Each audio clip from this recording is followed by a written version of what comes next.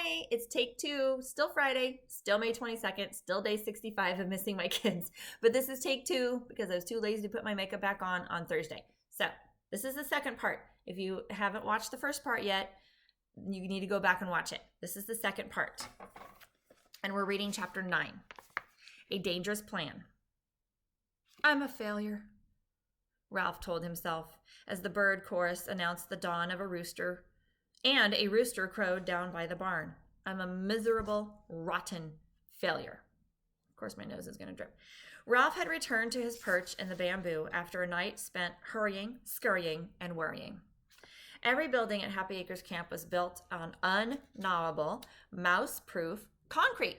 Can't chew through concrete. Every screen door was above a cliff-like concrete step. The watch still lay hidden in the bamboo leaves. Garf would soon learn that his name would not be cleared after all, and Ralph would not get his motorcycle back. Drat, he swore to himself. Drat, drat, drat. He felt especially bad because Garf actually had left a quarter of a peanut butter and jelly sandwich at the foot of the bamboo for his supper the night before. Ralph was about to climb down the bamboo to hide from Garf when the alarm clock rang, and the bugler stumbled out to rouse the sleeping camp. Campers washed their faces at the wash basins outside their lodges, and then, before they went to breakfast, the girls carried their sleeping bags out to air. Some dropped their unzipped bags on fences. Others, including Karen, spread hers on the grass in the sun in the girls' area.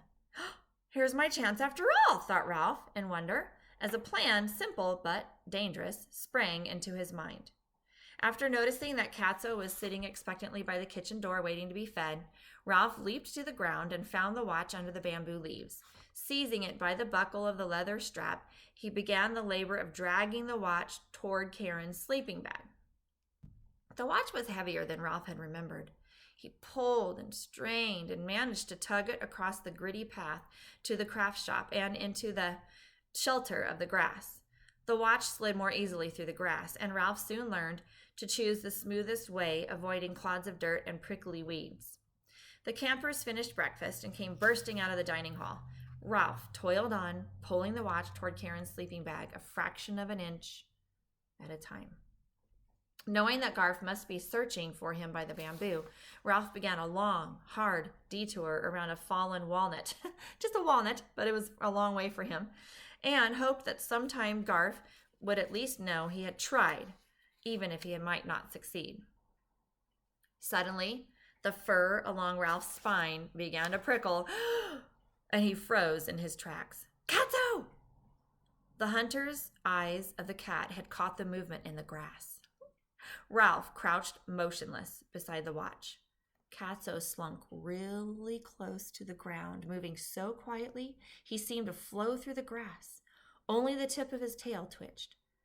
Ralph knew that trying to run was useless. Running would only make the hunt more interesting for Katso and prolong the misery for Ralph. Katso stopped and waggled his hindquarters experimentally, as if he were trying to find the most efficient position for pouncing. Where was Lana? Ralph's life passed before his eyes. His family mouse nest back at the Mountain View Inn, his mother and Uncle Lester and all his brothers and sisters and cousins, the boy who had given him the motorcycle, remember him, Keith, that had changed his life, the cage in the craft shop, Chum, Garf. Katso crouched even lower and waggled his hindquarters once more in preparation for the pounce. Ralph's eyes were distracted from Katso by Sam, who trotted purposefully across the grass. Man, if one doesn't get me, the other one will, thought Ralph, as he tried to shrink even smaller beside the watch. Surely a dog would not want to crunch a watch between his teeth. Sam growled deep in his throat. Distracted, Katso stopped waggling and he glared at Sam. Get me in trouble, will you? Growled Sam to the cat. Katso stood up, arched his back, and appeared to double in size. See here, Sam, he hissed. I'm supposed to exterminate pesky mice. Not this one, growled Sam, advancing. He belongs here. You got me in trouble by letting him escape. Is that so? Katso hissed back as he swiped at Sam's nose with an evil clawed paw. What about me? I'm unjustly accused of eating him. And what are you up to now? Demanded Sam, and with that question, He snapped at Katso, who turned his back and with his tail proudly erect stalked off toward the craft shop before he suddenly remembered he had not washed lately. While Katso sat grooming his toes, Sam eyed Ralph with interest. "You're a busy little fellow," he remarked, not unkindly. "First a motorcycle, now a wristwatch." He thought a moment before he said, "Where did you get that watch?" "You didn't happen to steal it, did you?" "No, you couldn't. You're too little." "That's right, I'm too little," said Ralph. "But Katso stole it. I'm trying to return it to its rightful owner." He told Sam the whole story, explaining why Garf could not return the watch. Sam glanced at Katso and growled, but Katso merely paused in washing with his left hind foot to look disdainfully at Sam, who then said to Ralph, "You're pretty little to be pulling that watch over this tough ground. Maybe I can help you out. Let me take it for you." Ralph trembled to see that great snout coming close. He crept away from the watch and stared fascinated as Sam delicately picked up the leather strap in his teeth and trotted over to Karen's sleeping bag, where he dropped the watch on the flannel lining. Ralph crept closer. "Thank you, Sam," he said, genuinely grateful to the big dog. "It's all in the line of duty," said Sam. "Still, one thing bothers me. Boys don't come into the girls' area, but couldn't a boy throw a watch over here?" "A boy could stand on the other side of the fence and toss a watch onto a sleeping bag. I'm not sure Garf's name will be cleared when Karen finds the watch." "Oh, I never thought of that," admitted Ralph, "but give me a little time. I can take care of it." He scurried over to the watch and began to gnaw a little hole in the fabric of the sleeping bag. Garf might be able to throw a watch, but he couldn't gnaw a hole. Sam settled himself with his nose on his paws to guard Ralph. Ralph used his sharp teeth so efficiently that he soon had a hole in the dry, tasteless lining. He waded into the Dacron stuffing, dragging the watch behind him. "Are you all right in there?" asked Sam. "Of course I'm all right," answered Ralph, shoving the Dacron aside to make room for the watch. The Dacron was softer than the most finely shredded Kleenex. It was softer than nylon stockings or pillow feathers or any other soft thing Ralph had experienced at the inn. "All right, I'll be on my way," said Sam. "I still have the barn to inspect."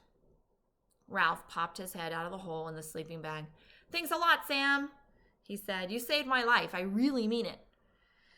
The watch band still protruded from the hole, so Ralph crawled back inside and tugged some more until he was sure it was safely out of sight. There!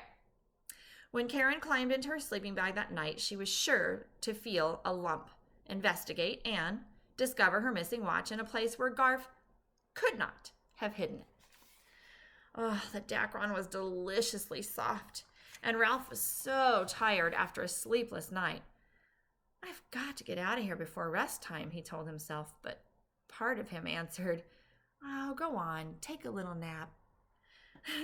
"Only a minute or two. Rest time's a long way off, and you need some sleep."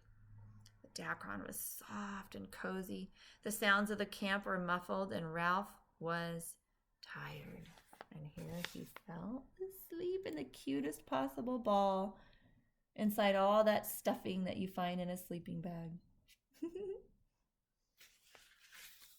The next thing Ralph knew, the sleeping bag was moving. He heard the swishing sound of a long zipper being closed and felt himself being lifted. Uh-oh. Then a screen door slammed, the sleeping bag was set down, and a pair of hands smoothed it. "Drat!" thought Ralph. "Now I've done it." He heard the muffled sound of boots being thrown on the floor. The cot beneath him heaved, and a sudden weight seemed to flatten Ralph, even though he was cushioned by the Dacron. Ralph could not help himself. He squeaked! The weight pressing on him was removed instantly. The springs bounced, 2 feet hit the floor, and Ralph heard Karen's muffled voice say, "That's funny. I'm sure I heard a squeak." "No, it's your springs, silly," said another girl. "No," said Karen. "It was more like a mouse, and it was right under me." "Quiet, girls. It's rest time," said the counselor. "I better get out of here," thought Ralph, crawling out of his Dacron nest and in between the 2 layers of flannel lining. As he started toward what he hoped was the open end, he heard the swishing sound of the zipper. The top of the sleeping bag was thrown back, and Ralph was exposed for all to see. Eee! Squealed Karen. It's a mouse! And he isn't even squashed! Ralph leaped to the floor and was aware of a double row of girls staring at him from their bunks. He darted toward an overturned riding boot, realized that he would be trapped inside, and darted the other way without even knowing where he was going. Now all the girls were squealing. Catch him! Don't let him get away! Oh, isn't he darling? He is a darling. He's in my sleeping bag, said Karen. Sock-clad feet hit the floor. Get a wash basin, somebody yelled. Catch him under the wash basin. Girls, cried the counselor. Ralph darted this way and that. No matter which way he ran, he met feet. He was frantic. He knew he had to find a way to escape before someone clapped something over him. The screen door creaked, so he knew someone had run outside for a basin. A hat, someone shouted. Where's a hat? In his panic, Ralph ran up and over a foot in a white sock. Its owner screamed. Sam, alerted by the scream, began to bark. A straw cowboy hat plopped down on the concrete floor, making a dark dome over Ralph. The daylight that shone between the little straws seemed like starlight to a mouse. Look, shrieked Karen, a hole in my sleeping bag. He chewed a big old hole right in my sleeping bag. Sam, frantic to protect the girls, scrabbled his paws against the screen door. It's just me, squeaked Ralph, but nobody could hear him. Ralph was alert, waiting for somebody to lift the hat so that he could make a dash, if not for a knothole, at least for the shelter of a bunk. There's something in the hole in my sleeping bag, cried Karen. My watch! Look, it's my missing watch! Feet went padding off to Karen's bunk. The screen door opened. One set of dog footsteps and two sets of human footsteps entered. Those of the girl who had gone for the wash basin and those of someone else. Girls, what is going on in here? Asked Aunt Jill. This is supposed to be rest time. Ralph could hear Sam snuffling around in circles with his nose to the floor. The girls all tried to speak at once, but Karen managed to tell about finding the watch. So Garf couldn't have taken it, said another girl. And we have the mouse in person right here under that hat, said another one. Sam's nose came to a halt at the hat brim. Sam, it's just me, squeaked Ralph in alarm. He was relieved to have Sam sit and begin to pant. Ralph pressed his eye to a crack in the straw and saw Sam's long pink tongue hanging out. What I don't understand, said Karen, is how the watch got inside the hole. A mouse couldn't put it there. You'll never know, thought Ralph in grim amusement. Aunt Jill, what shall we do with the mouse? Ralph heard one of the girls ask. We're going to scoop him up and put him in this wash basin. Not if I can help it, thought Ralph. Why don't you give him to Garf? Suggested Aunt Jill. I'm sure he misses his mouse. And I know his feelings were hurt because some people thought he had taken the watch. Good idea, agreed Karen. Oh, thought Ralph. That just takes care of a lot of things. When the brim of the hat was lifted and the rim of the plastic wash basin scraped against the floor, Ralph hopped into the basin and, with the hat still held over him, he felt himself being lifted. Then the hat was raised a few inches on one side of the basin, and Ralph saw a whole row of eyes staring at him. Ralph could not help trembling, even though he was sure he had nothing to fear. He's so little, said one of the girls, marveling. Aunt Jill, he looks an awful like Garf's mouse, said Karen. You don't suppose?